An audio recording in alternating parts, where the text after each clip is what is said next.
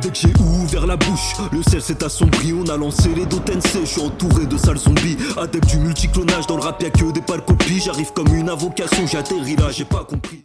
Wesh les Timonais, c'est Mousson, on se retrouve aujourd'hui pour une nouvelle vidéo. Je t'avais prévenu que je préparais un épisode 2 sur les situations humiliantes que j'ai vécues dans ma vie. J'ai remarqué, je me confie un peu trop à toi ces temps-ci. En plus sur des choses qui me mettent pas vraiment en valeur. Si ça mérite pas un pouce bleu, un partage, un abonnement, je comprends plus rien mon pote. Surtout qu'il y a trop d'escrocs par ici hein. J'ai regardé les 3/4, ils chapent mes vidéos, mais ils s'abonnent pas. Ouais, je crois la vie elle est gratuite ou quoi? Abonne-toi mon pote. Ah oui, aussi je tenais à remercier toutes les personnes qui sont abonnées en ce moment. On vient de dépasser le palier des 600 abonnés. Et ça mon pote c'est fort, va falloir péter le champagne strat. On part sur la première anecdote. Sur cette première histoire, je vais situer le contexte déjà. C'était à l'époque où moi et mon frère on avait des furets. RIP, Kaiju et Kuma. C'était mes potes hein. Si je vous trouve des photos, je vous les mets en incrustation, t'inquiète. Nous, les dimanches, on avait l'habitude justement d'aller faire un petit tour dans les animaleries pour trouver des accessoires pour améliorer leur lieu de vie, des jouets, des harnais, etc. Ah oui, à l'époque, il faut savoir aussi que j'avais une grosse voiture de daron. Tu vois les Laguna 1 couleur, je crois ils disent vert bouteille. Et ben moi et mon frère on était dedans. Et donc on est parti à Botanique pour faire nos petits achats. Là, à Botanique tout se passe bien, il fait bon vivre hein. Il y avait rien d'humiliant à l'intérieur. Par contre, c'est en sortant du magasin que les choses se gâtent. On sort avec nos achats, je prends ma Vago, on commence à rentrer chez nous. Et là d'un coup on se fait chasse par les decks. Ils mettent le gyro et tout, nous on a rien à se reprocher, t'as vu comme d'habitude hein. On s'arrête sur le côté, je sors, je crie justice pour Adama. Non je rigole, j'ai pas dit ça, y a pas des bavures policières de partout mon pote. Mais comme d'hab, on suit le protocole, on se met sur le côté, on coupe le contact et on descend. T'as les decks, ils nous demandent nos papiers. Déjà moi tu vois, je suis pas un clochard hein. On a même pas encore fait connaissance, direct tu demandes mes papiers, on n'est pas assez intime. Donc là, je lui mets une droite pour rigoler. Et j'ai pas fait ça non plus, calme-toi. Je lui montre mes papiers, il voit qu'on est en règle, le pélo, y a pas de souci. Comme je t'ai dit, on avait rien à se reprocher. Et là, il commence à retourner la voiture, tu vois, à déplacer les sièges, à vider la boîte à gants. Tu vois, quand les policiers, ils sont sûrs d'avoir attrapé un gros poisson, je sais pas, peut-être il y avait 15 kilos de drogue de caché sous la roue, un stock de l'ben dans le coffre, je sais pas ce qu'ils recherchaient. Mais bref, ils retournent tout ça. Et là, je me permets de faire une petite parenthèse. S'il y a des decks qui passent sur cette vidéo, nos Vagos, c'est un peu comme les chiottes. Merci de les laisser dans le même état dans lequel tu les as trouvés. Je te mens pas, surtout quand on a rien à se reprocher. Derrière, s'il faut tout ranger, etc., ça te casse les couilles. Je te mens pas, hein. Moi, je savais que nous, on avait rien de suspect sur nous, qu'il y avait pas de soucis. Plus ils étaient en train de chercher la merde, et plus moi je les regardais d'un air méprisant, en mode cherchez bande de chiens, vous allez rien trouver et tout, et je faisais cher le beau. Et là ils nous posent la question, qu'est-ce que vous foutez dehors à cette heure-ci, un dimanche où il y a rien à faire? Parce que comme je t'ai dit, ils étaient sûrs qu'on avait haja de suspect sur nous, alors que pas du tout. Et sachant aussi, pour te situer un peu la chose, deux pélos en survêt Lacoste dans une grosse laguna de daron, c'était suspect apparemment. Avec du recul je peux les comprendre, mais voilà. Et là comme je te disais, ils nous demandent ce qu'on foutait dehors à cette heure-ci. Mon frère il lui répond, écoutez,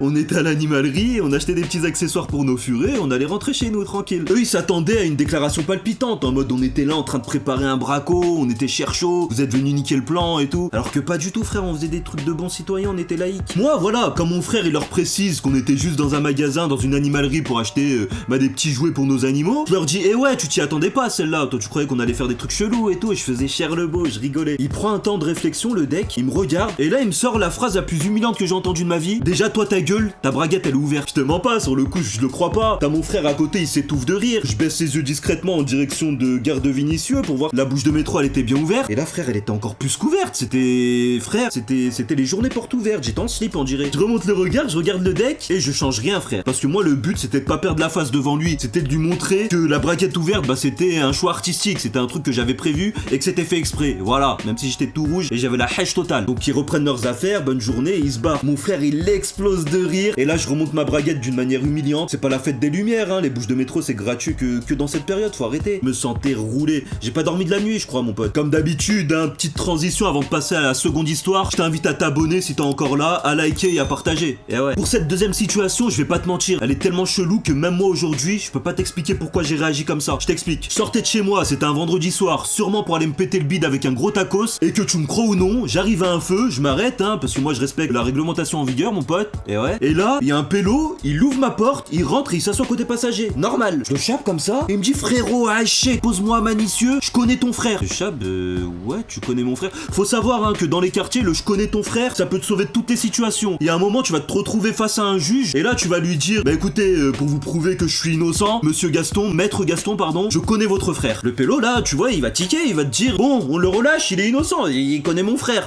Non, mais c'est quoi cette excuse de merde? Pour reprendre l'histoire où le pélo pélo il s'était assis côté passager, et bah pour me prouver qu'il connaît mon frère, il commence à me raconter des situations quand il était avec lui. Ouais, au collège, avec ton frère, on se tapait trop des barres. Par exemple, à un moment, il a roté, on a cher rigolé. Je sais pas, il me racontait sa vie, j'ai pas compris. Et frère, j'étais tellement déboussolé, je vais pas te mentir, je l'ai déposé dans son endroit. Oh, j'ai terminé dans une allée de violeurs à déposer un pélo que je connais même pas, parce que soi-disant il connaît mon frère. Et là, je rentre à la maison et je dis à mon frère, oh, il y a un pélo, il m'a demandé de le déposer dans un endroit de violeur là. Et il m'a dit, il te connaissait. Il me dit, il était comment? Mais moi, comment tu veux que je le décrive, frère? T'es bronzé, je sais pas, c'était un bougnoul, un arabe quoi, c'est tout. Et là, il me dit, mais je sais pas de qui tu parles, t'as posé un genou, j'en sais rien moi. Bref, comme je te dis, c'était humiliant pour ma propre personne là, parce que je pense que dans d'autres cas, je l'aurais dit, mais barre-toi de là, à quel moment je vais te déposer, je te connais d'où, frère? Mais là, il s'impose dans ma voiture, il connaît mon frère, tout était réuni pour que je lui fasse confiance. Sans transition, on passe à la dernière anecdote. Pour cette anecdote, ça va se passer chez le coiffeur. Et là, on touche un truc vraiment délicat, hein, ma coupe de cheveux. Faut savoir que moi, le coiffeur, j'y vais toujours à l'ouverture. Ça me permet de pouvoir y aller en slip tranquille. Tester un nouveau coiffeur, j'avais vu une petite pub sur Facebook et tout, ça m'avait aguiché. Mais il faut savoir qu'aujourd'hui, tous les coiffeurs de quartier, frère, ils s'improvisent barbershop depuis que c'est devenu la mode. Il te fait une coupe à 10 balles. Par contre, juste parce qu'il met des gants noirs, qu'il a une grosse beubare et qu'il met des stickers sur ses vitres, et ben ça y est, t'as un barbershop. Mais moi, je te mens pas, je suis une groupie des pubs, donc moi ça marche sur moi ces trucs là. Mon plan il marche très bien, hein. J'arrive à l'ouverture, y a personne, je me cale direct dans le fauteuil électrique pour qu'il me haggale. Là, le coiffeur, moi j'avais vraiment la tête dans le cul, donc pas les idées en place. Beau gosse, je te fais comme d'habitude. J'ai un réflexe avec cette phrase parce que je l'entends tout le temps, comme j'ai l'habitude d'aller toujours chez le même coiffeur. Et je le regarde et normal, je lui dis ouais comme d'habitude frérot, coupe-moi. Et là, le pélo il commence à prendre grosse tondeuse et il rase au-dessus, direct, à je sais pas, peut-être 2 mm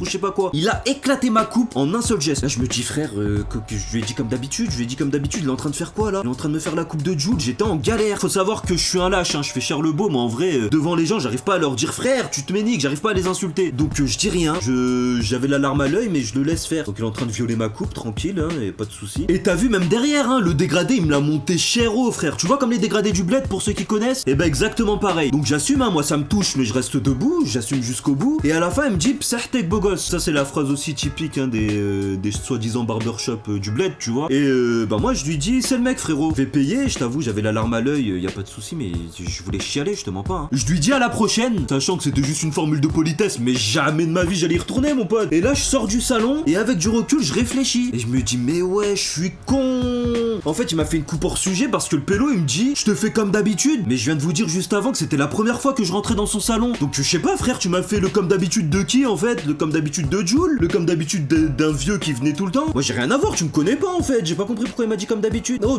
il m'a fait que de la merde, je me sentais roulé. Pendant 2 semaines, j'ai subi les moqueries de tout mon entourage. Et voilà ce qui a été le plus humiliant pour moi. Bon, on arrive au terme de cette vidéo, j'espère qu'elle vous a plu. Comme d'habitude, hein, toujours possibilité de faire un épisode 3 si ça te plaît. Tu t'abonnes, tu partages, t'en parles à tes potes, t'actives la cloche surtout, c'est important hein, pour recevoir les notifications. Et aussi, on me rejoint sur tous les réseaux sociaux. Mousson TV, Mousson TV, Mousson TV. Ciao!